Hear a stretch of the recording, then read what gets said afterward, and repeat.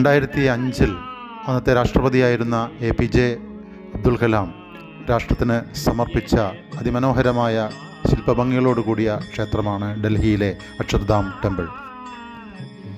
സ്വാമി മഹാരാജ് ആയിരുന്നു ഇതിൻ്റെ നിർമ്മാണത്തിന് നേതൃത്വം നൽകിയത്.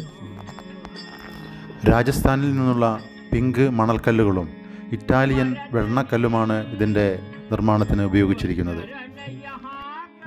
141 അടി ഉയരവും 316 അടി വീതിയുമുള്ള പ്രധാന കെട്ടിടം.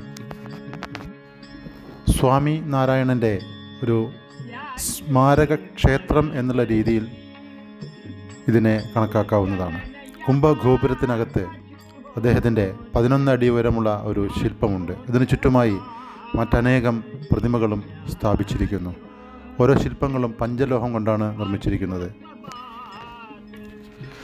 കൊത്തുപണികളോടുകൂടിയ മനോഹരമായ തൂണുകൾ, 9ഓളം കുംഭഗോപുരങ്ങൾ, 20,000-ഓളം മൂർത്തി ശില്പങ്ങൾ എന്നിവയും ഇതിനകത്തുണ്ട്. അടിത്തറയായി 148ഓളം ആനകളുടെ പ്രതിമകളടങ്ങുന്ന ഗജേന്ദ്ര പീഠം സ്ഥിതി ചെയ്യുന്നു. സ്വാമി നാരായണൻ്റെ ജീവിതത്തിലെ ഓരോ സംഭവങ്ങളെ പ്രതിനിധാനം ചെയ്യുന്ന സഹജ നന്ദ് പ്രദർശൻ ഇവിടുത്തെ പ്രധാന സവിശേഷതകളിലൊന്നാണ്. നീൽകാന്ത് കല്യാൺ യാത്ര എന്ന പേരിലുള്ള പ്രദർശനം, സംസ്കൃതി വിഹാർ എന്ന ബോട്ട് സവാരി, യജ്ഞ പുരുഷ കുണ്ട് എന്ന സംഗീതധാരാ യന്ത്രം, ഭാരത് ഭവൻ എന്ന ഉദ്യാനം, ഇതെല്ലാം ഇവിടുത്തെ പ്രത്യേകതകളാണ്.